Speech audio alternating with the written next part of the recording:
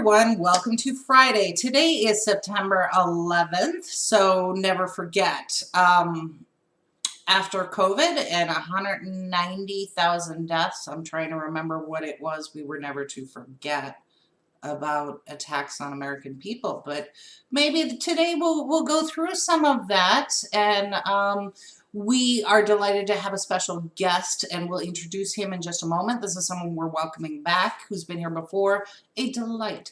But let's get to first the introduction of Andy Kennedy, Princess of Denmark. Good morning, Princess. Good morning. Why Denmark? Why did you pick Denmark? No. Ask me this. If I have any clue that's going on anywhere in the world. Okay, well, that's good to know. Good to know for a news magazine program that Andy has no clue. We just wing it. I'm the visual comic relief. Yes, there you go. Faces for radio. So this morning we were catching up on some news. We got sidelined earlier in the week from a really important story that has been developing overseas, but here in the United States we get so over-consumed with basically a slow-rolling apocalypse that's happening in our country. So you've got most of California and Oregon on fire, and by the way, for those of you who didn't hear, it's a boy. So that's happening, as well as, you know, the effects of climate change in Colorado, all the way up with the snow, and here in Chicago we've had unseasonably cold and rain, and we'll have 80 degrees next week. So all of this is just on top of revelations from the Trump administration and a host of other things. So what you may have missed that is critically important to you, and we will explain it, why you should care. The Julian Assange case. This has been something that's been developing since he was seeking refuge in the Ecuadorian embassy in the UK, and then he was arrested. Now he's on trial for an extradition to the US. So in the US, we have this weird way of handling convicts and those in jail. So I'm in Illinois, and we had we're really good with putting our governors in jail. We've had 4 of the last 5 who went to jail. The last one was Rod Blagojevich, who was recently pardoned by President Trump. So he is now, and he spoke at the RNC convention. So Rod Blagojevich had been a Democrat. He went to jail for trying to sell Barack Obama's seat, or curry favors, or however you want to term it, but that's illegal. You're not supposed to do that. It's just different than the norm, right? Because when you have a politician that retires from politics, typically they go on a book tour, right? Yeah. So, are you talking about Rod after he got out of jail? Well, sure. Like, I mean, it's different in Illinois, right? Because apparently you pick up that card that says "Go straight to jail, do not collect $200," right? Yeah.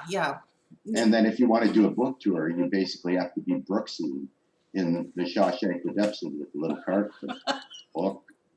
Well, Rod managed to do it. I'm not sure how, but his team of supporters managed to get through to Trump, and he was pardoned. So that's interesting news. But welcome to Illinois and all this. I'm not gonna lie. I'm distracted by news that came out today of another Democrat who was just arrested. Involved in he's a DCF worker, and he was involved in neglect of a child who was murdered by his parents. So I've been waiting for that headline to hit for about 2 years. So this morning I got a bunch of people calling me saying that this gentleman has been arrested. So I'm doing happy dances this morning. Sometimes justice actually works. So let's get right into the Julian Assange case and introduce our wonderful guest today. As I said, he's been on our show before. This is Kevin, correct me if I butcher your name again. It's Kevin Gosztola? You got it. Yeah. Hey, Kevin, good morning. So, you are quickly getting acclaim on Twitter because you've got these amazing feeds of each day of the trial and trying to keep people updated on what's going on. And I feel for you because your timestamps on these are like 3 and 4 a.m. in the morning because you're following UK happenings and trying to get them out in a timely manner. So why is this so important to you to get up at 2, 3 in the morning to do this? I've been covering this case since 2010 when it all started. I am just following everything to its conclusion, which I don't know when that's going to be, but I have obligation, I feel, to keep covering because this is basically how I got my start as a journalist. I was following, or I took an interest in the documents that were coming out. It seemed like an incredible development in news that there was this leaks organization that was claiming to have hundreds of thousands of classified documents that they were going to publish, and that they revealed things that I cared about. I mean, it's September 11th anniversary, so I won't hide that I've always been opposed to the way this was used and manipulated and exploited by politicians. I didn't support the wars that were justified. I didn't support rounding up people and bringing them to Guantanamo to hold them in indefinite detention when they weren't accused of any crimes. I don't really support using drones to kill people. I think the idea that we get to use the entire world as a battlefield without having official declarations of war in Congress is definitely a troubling development post 9/11. And these documents seem to shine a light on everything that had gone out of control after September 11th. And we had a window into the US military. We had an unprecedented, we got to see the inner workings of the US State Department and how diplomacy was run. And I don't think it was that defensible in many cases. There were a lot of things that I saw as examples of abuse. And certainly there are people in Arab countries who felt like the State Department were withholding evidence of corruption from them because there were in Tunisia and Egypt and Libya and other countries, we saw uprisings when they found out contents about what their governments were up to. And there's other examples. Well, let's not forget the Podesta emails, John Podesta for the Hillary campaign, and the way that people talk to each other behind the scenes, particularly in politics. It came out that John Podesta was really dismissive of voters and voter segments, and just the way that he was engaging in political warfare was pretty shocking, I think, to most people. And he was, of course, working for the Hillary campaign. So this, do you think is, here's WikiLeaks dumping all this information, and it's embarrassing politically for some really high-profile, influential people. So in your mind, do you think that that is what got the ball rolling, or was it something more, like you said, this is the anniversary of September 11th, so was it something more strategic, and as the U.S. is arguing, that classified information put us at risk as part of this leak? So the Podesta emails actually don't come up in this prosecution at all because they're not going after Julian Assange for those materials. They're really focused on a name that people might know, Chelsea Manning, and she was the U.S. Army private who was deployed to Baghdad, who decided to release these documents, well over 500,000 documents to WikiLeaks, and she had her own reasons, and ended up going through a court-martial, which I covered extensively, and was put in prison, sentenced to 35 years in prison for violating the Espionage Act. But then what we've never seen before is an escalation where you charge the publisher under that law. It's been threatened before. You can go back to Richard Nixon and find that there were journalists who were threatened for being a thorn in the side of Nixon, so to speak. kind of like we have journalists that get under the skin of Donald Trump today, but they've never gone through and followed through with a prosecution against a journalist. So, I mean, you're asking, do I think the timing coincides with September 11th? I mean, he was indicted on April 2019, or he was arrested in April 2019, and we think as far as I know, the first charges against him started officially were entered in December 2017, and throughout 2018, it became clear that the Trump administration was really going to pursue this. So I think it has more to do with Donald Trump's larger war against the press, and the belief that they see an organization like Julian Assange, or they see in general the idea that a leaks organization could challenge the U.S. government as something that they have to stop. I think that's what Republicans would tell you. If you're trying to figure out why, so to backtrack, Barack Obama's administration could have charged Julian Assange. We know that they considered it, but they decided to not go ahead and press charges because they figured out that, or they realized if they charged Julian Assange, then they might have to charge someone at the New York Times or at the Washington Post, because they did the exact same thing with the materials as WikiLeaks. They published them on the internet, and that raises First Amendment concerns and freedom of the press issues. And so they backed away and did not indict Julian Assange while Barack Obama was in office. But then Donald Trump came into office, and for people who are unaware, there was Attorney General Jeff Sessions, who hates leaks. He does not like leaks. This man was in favor of things like the SHIELD Act in Congress, which would have criminalized all leaks. He wanted a kind of official secrets law to be passed in the United States, which they do have in the United Kingdom, but we don't have that here. There isn't a law that just says journalists can be punished for publishing certain classified information. Most of the time, I mean, in 99% of cases, any information you get, you can publish. I mean, if I received it, I could publish it. The only thing they can really do is go after my source. I mean, it's been mostly the case throughout all of U.S. history that journalists don't go to jail for publishing material. Okay, let me stop you right there, because this is where, to me, and I'm a little bit, okay, I'm old. So I remember very clearly 2006, where we had a very similar situation come up, and this was the confidential information that was released on a CIA operative. We know her now as Valerie Plame, and she was the spouse of a diplomat, an ambassador, and she was outed by Richard Armitage, who posed as an anonymous source and gave that information to Bob Novak, who was on CNN and Meet the Press. This was a really big time. So we have Bob Woodward out right now, and he was on Bob Woodward's level, but he was more on the conservative side.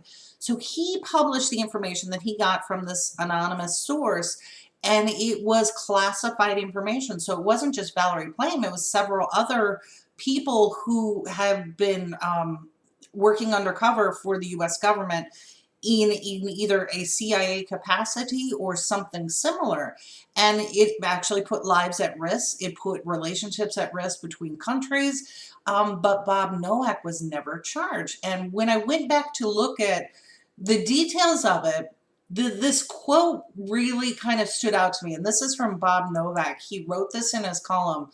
So I'm going to put this up here. And Kevin, you won't be able to read it unless you're looking at it. So I'll read it to you and to the rest of our audience listening in.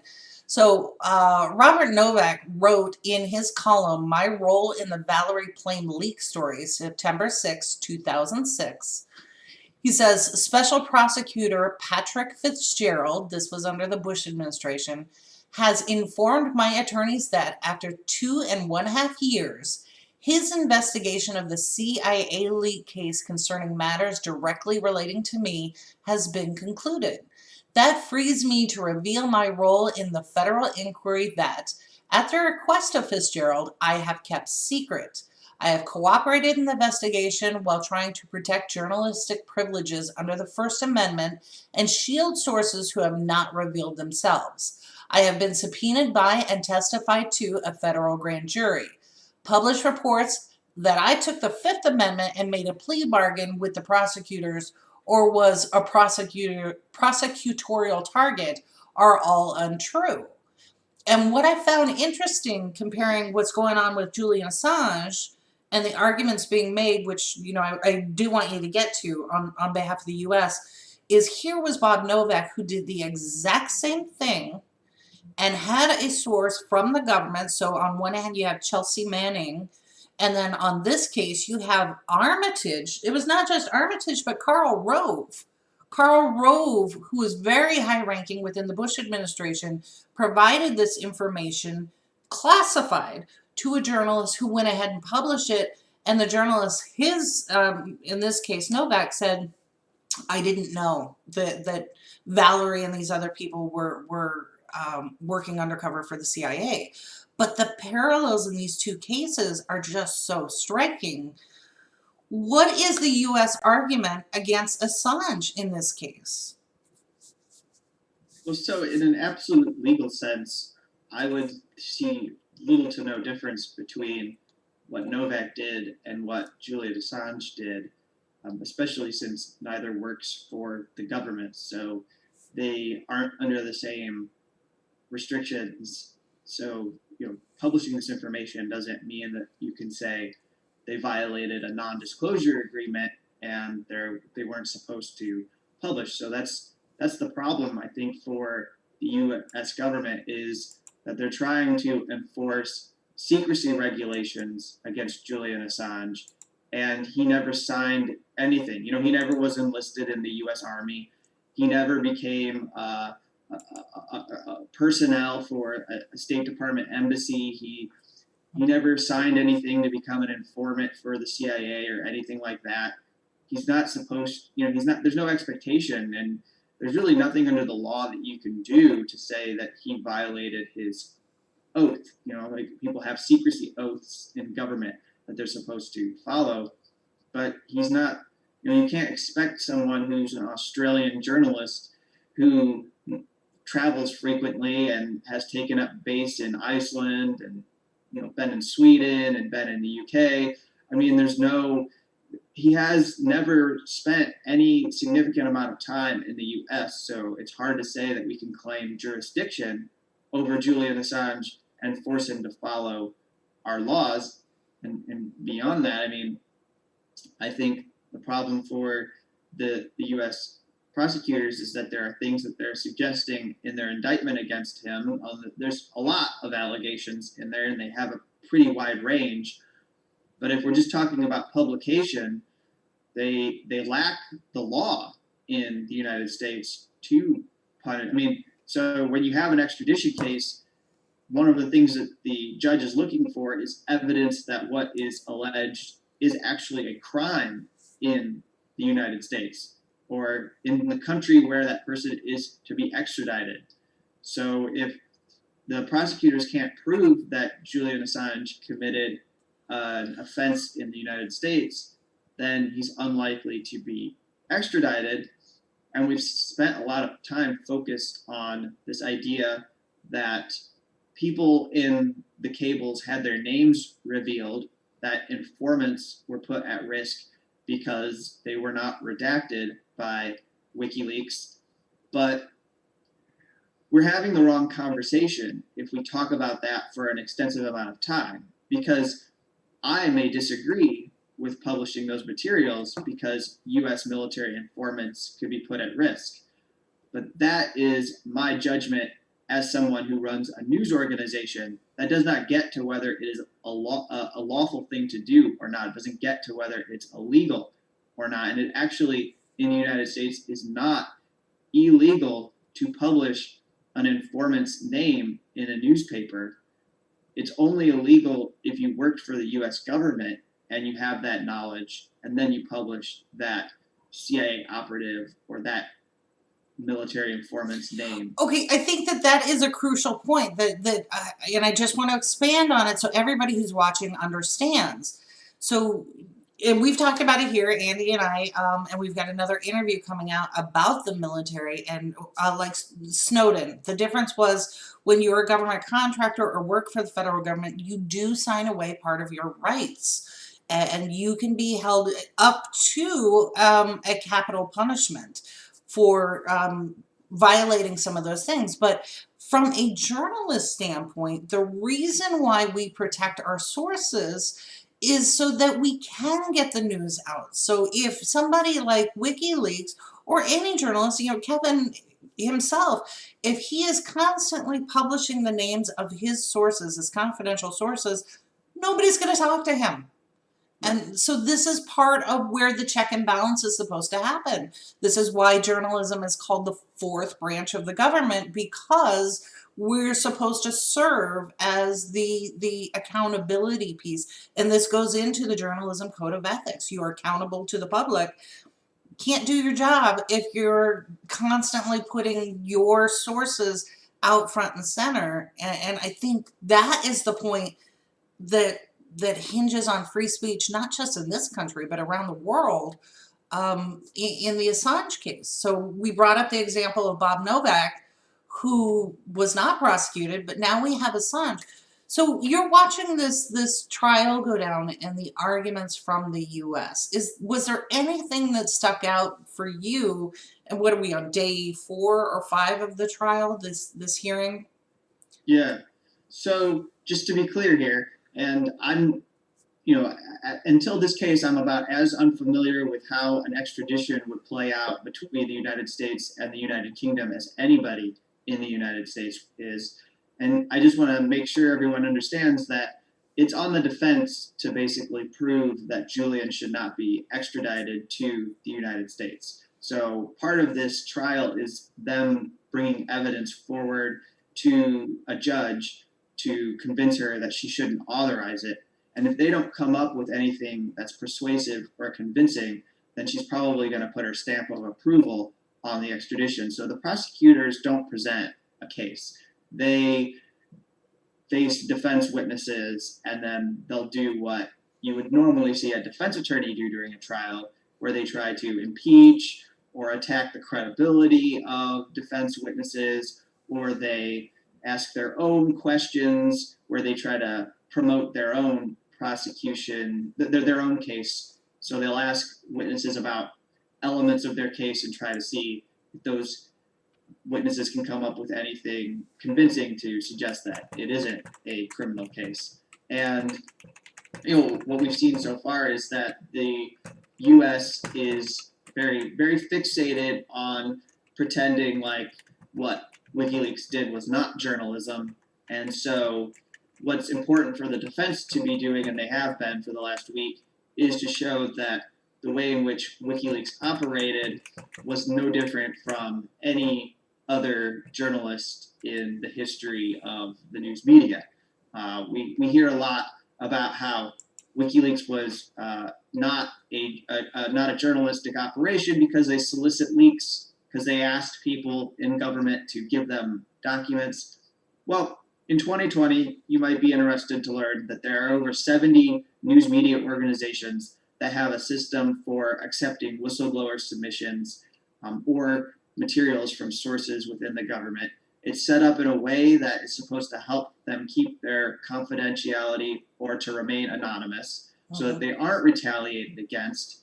And these organizations are places like The Guardian, New York Times, The Washington Post, USA Today, and in fact, there's this organization called the International Consortium of Investigative Journalists. And if you don't know that organization, it's okay, but you probably heard of the Panama Papers. Yes. Because it actually led to, I think it inspired a Netflix film, and it also, revealed a lot about the way rich, wealthy people were putting their money in offshore accounts to avoid paying taxes. And so they have a page on their own website that says, leak to us. It openly says, give us anything you have that might be sensitive. We will publish and do investigative journalism on it. And that is essentially what WikiLeaks started. When I was doing this back in 2010, it was not a normal standard thing. They were on the forefront of asking people to provide leaked documents that they could publish. But almost, I'd say if you're a reputable news organization now and you want to get Pulitzer Prizes and other awards, that you are now asking people in government to take the risk to give you documents and promising that you're going to keep them safe from prosecution, and you're going to go out of your way to try to protect those sources. And so that's one thing that's been criminalized. And then the other thing that they're trying to go after is the steps that Julian Assange and Wikileaks maybe took to try and help Manning hide herself when she was on computers in the US government, because they themselves were trying to protect sources. So to me, I think it's kind of a troubling thing that some of what the government wants to target here are efforts to protect your source. And it's, we can talk about specific examples of how journalists have protected source in the past. If you go back to 20 or 30 years ago, it was, I'm going to call me from a payphone. Call me from a payphone. Right. So you aren't, meet me in a garage, hand me over the envelope of documents. And it seems now that there's that gray area that hasn't ever really been touched, that has sort of existed in between the law and in between what's legal and illegal. And now they're trying to define it even more clearly by criminalizing conduct that isn't on its face illegal. You bring up an excellent point, because the cloak and dagger sort of activity with the phone book that you talk about, that just went digital. That's all it did.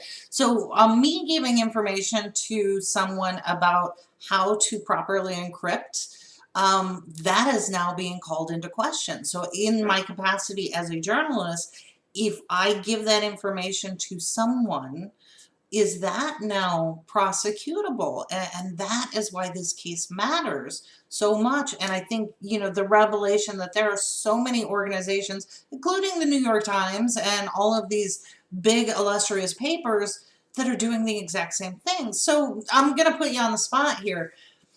You mentioned the Panama Papers. We saw the Podesta emails, all of these things that came out, not just from WikiLeaks, but from other groups. Isn't this really just about embarrassing the oligarchs and the wealthy? Yes. Yeah, absolutely. So another part of the proceedings the past week was to have evidence brought forward that WikiLeaks documents, and I say it like that, they're really US documents, but those documents exposed torture. They exposed war crimes. They were used, for one example, this might be interesting to you. I wasn't fully aware of this, but there was a human rights attorney named Clive Stafford Smith who took the stand, and he represented individuals impacted by U.S. drone strikes in Pakistan, and they used documents from the diplomatic cables that were released, and they went to a court in Pakistan and convinced the court that what the United States was doing through CIA drone attacks was a war crime and that they needed to oppose it. And that litigation, the lawsuit there, he said, would not have been entirely possible without this information. And so we have that as evidence. We learned about secret black site prisons where people were being brought. That's much more well known now in 2020. We had a full Senate. Which, by the way, Kevin, I don't know if you're aware of this, we have a black site here in Chicago. Right. Yeah, we have a place where people are held incommunicado for lengths of time, yes. Mm-hmm. Yeah, that's amazing, because all of this information seems like it's always out there. It's international. It doesn't affect us. No, Chicago has a black site, but we're not the only city that does. And if you talk to defense attorneys, which we do on this show, sometimes your client is just gone.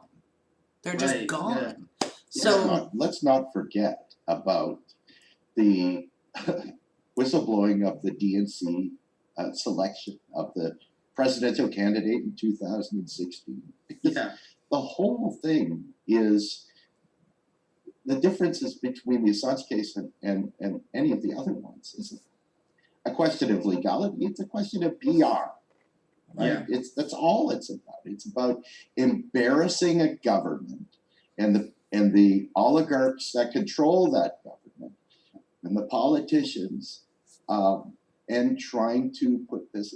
We're looking at why did we see, the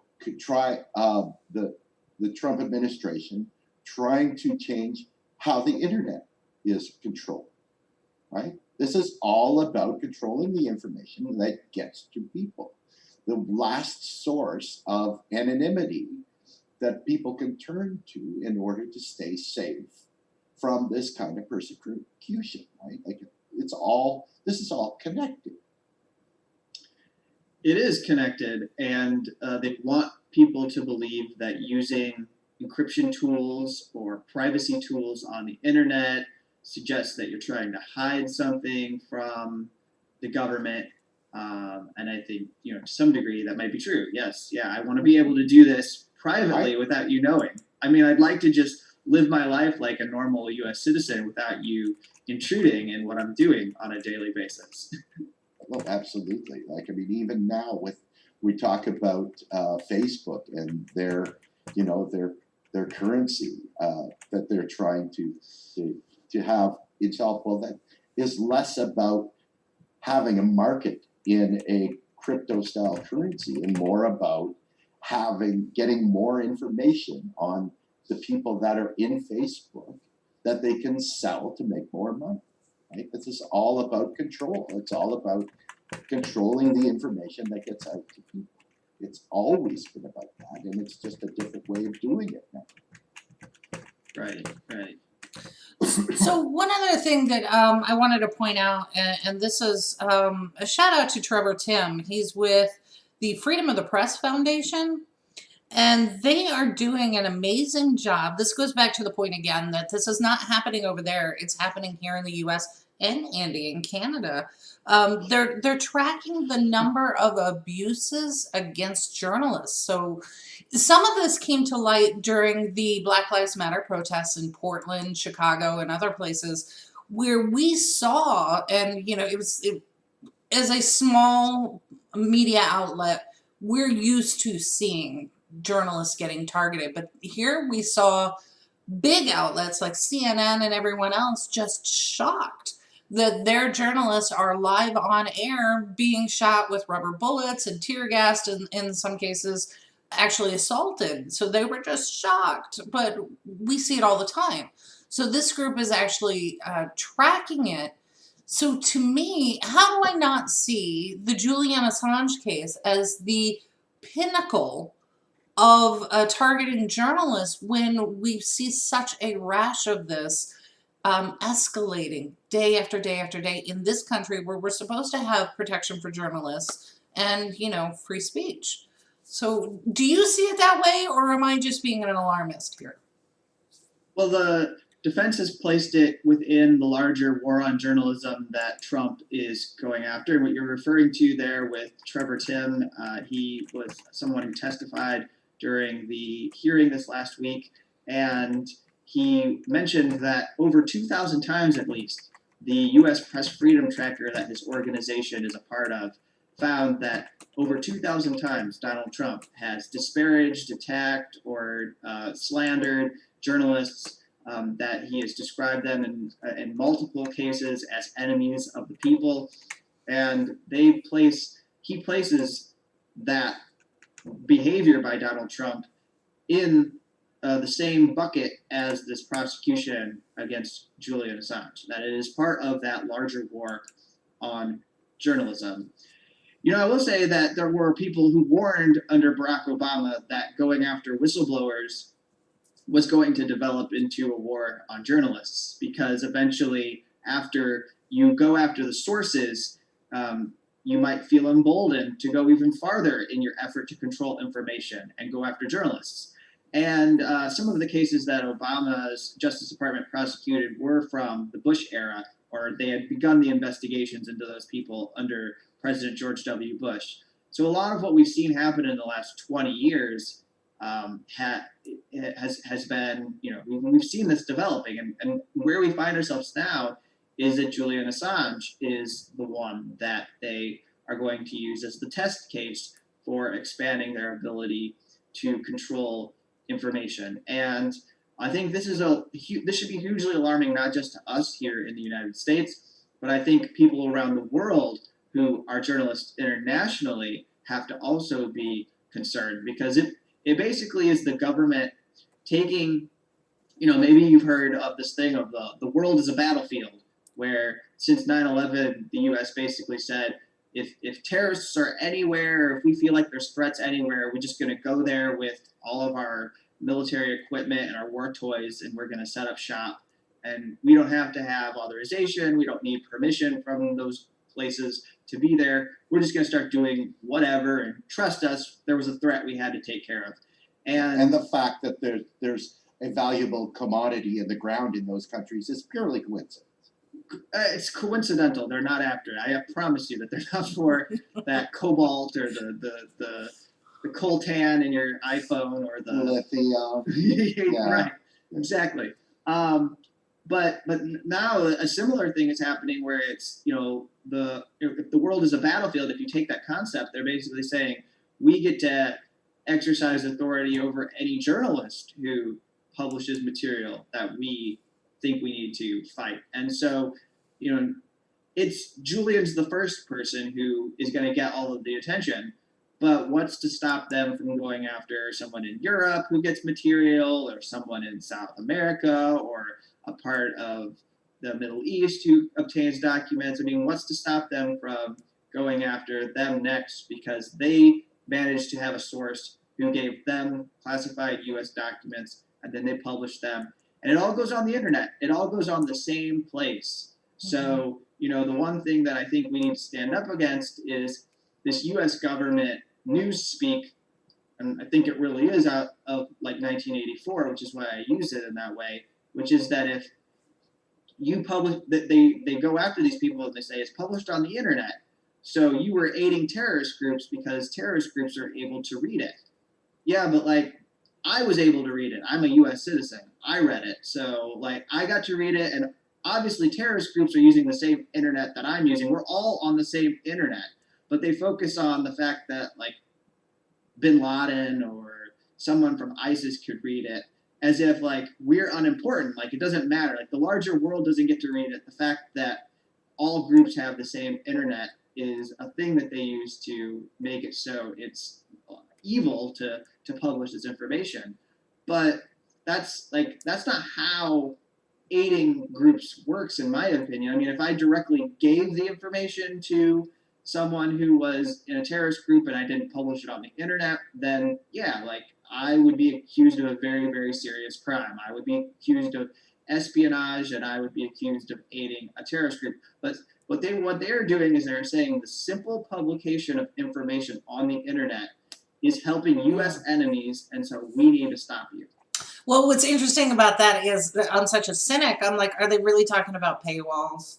Because if I put up a paywall, then, that's capitalism. So here's my question, and this is the giant elephant in the room.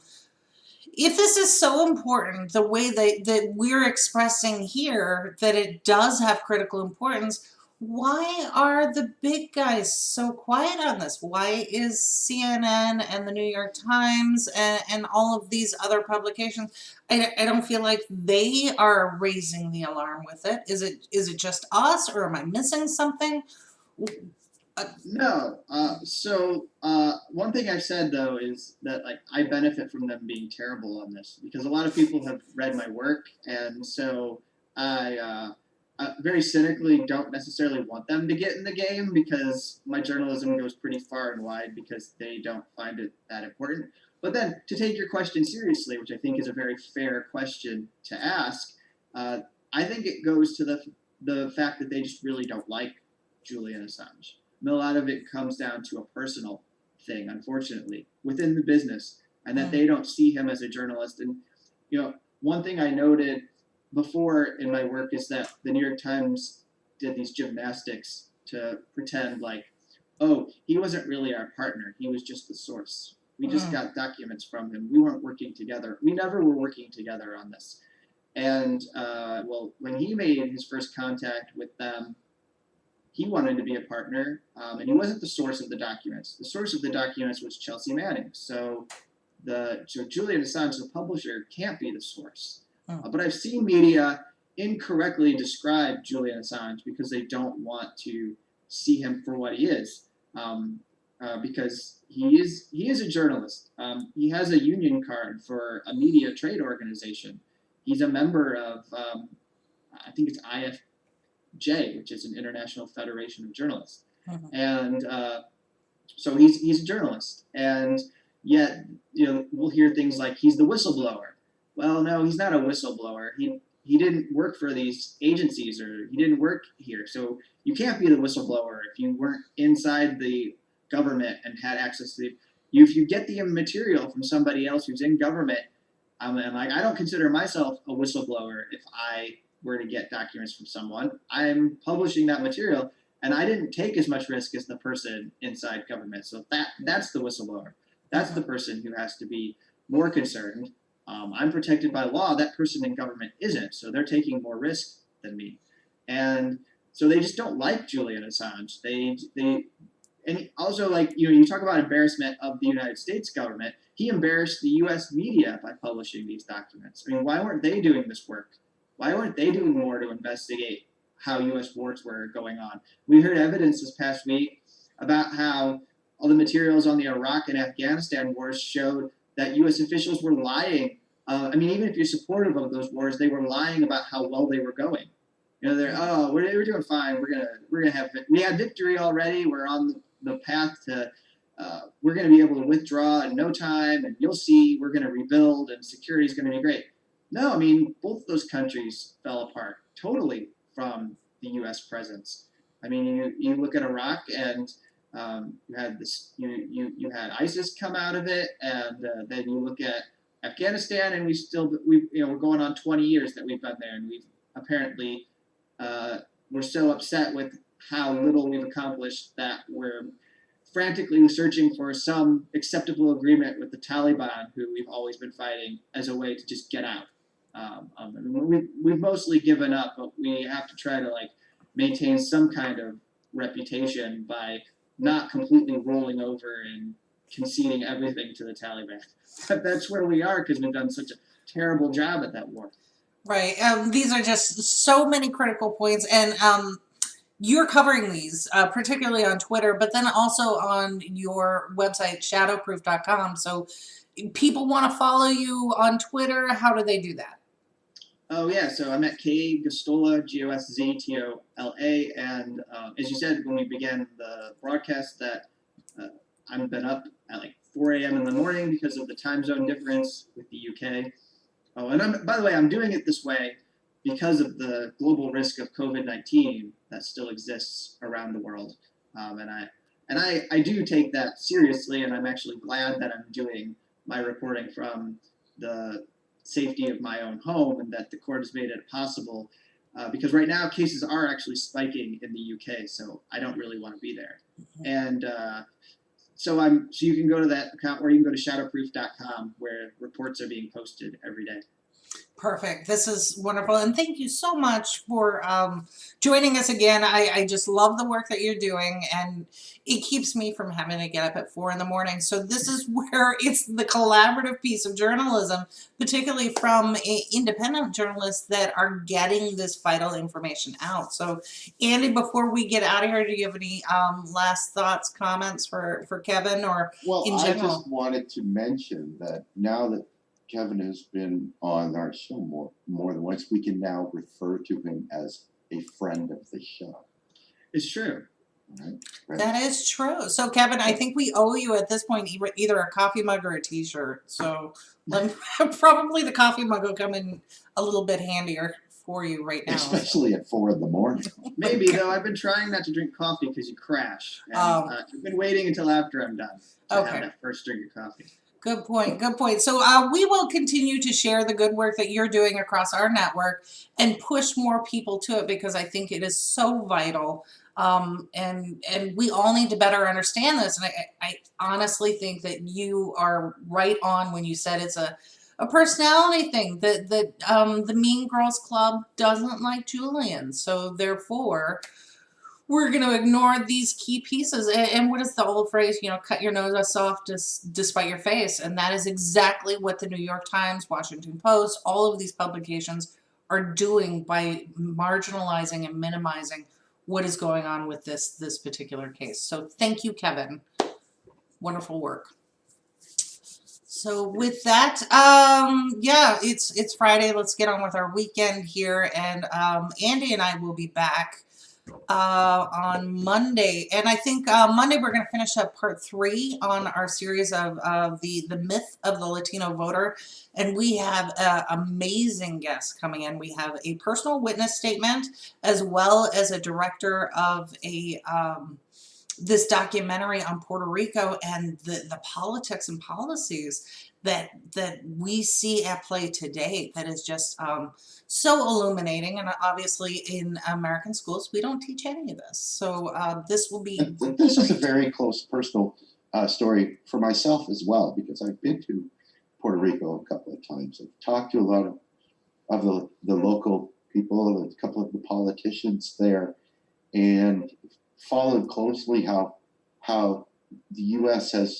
has so horribly treated a part of their own country, inexplicably at times, and you know, so it's kind of been like a one of my pet peeves that requires change in the world, should we say? How it's, you know, like, I mean, even in terms of sports, it's unbelievable the things. So we can touch on this on Monday when we talk to our special guests. Yes, absolutely. And you'll see advertising coming out this weekend for that. And then on Tuesday, Joseph Brandon Johnson just wrapped up this amazing interview that he's going to show on Tuesday, more about whistleblowers in the military. So continuing those stories. So everybody, thank you so much for tuning in, and we appreciate your comments and all of your support here. If there's a subject that you want to see we have not covered, or more information about a subject we have covered,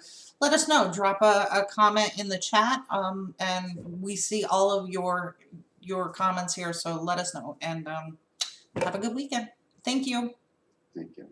We bout that, ayy. We in the zone, we out here, yeah. Spitting the facts, how it's supposed to be. Hair of the dog, we keeping it G.